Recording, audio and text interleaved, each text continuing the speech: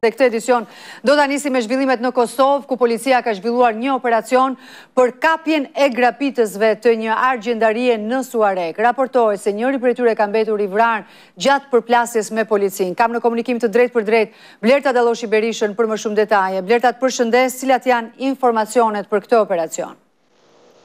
Përshëndetje Anjola, policia e Kosovës do të ka një aksion të zgjeruar në 3 lokacione, ka arritur që të arrestoj 4 nga persona që dyshohet të kenë marrë pjesë në grabitjen në Suarek apo ndërlidhje me ta, ndërsa këtu në Prishtinë, në lagjën Dragodan këtu në Prishtinë, policia ka arritur, ka hasur në rezistencë nga personat e dyshuar të ngrabitësit dhe është plagosur një zyrtar policor, derisa policia ka arritur ta neutralizoj të dyshuarin.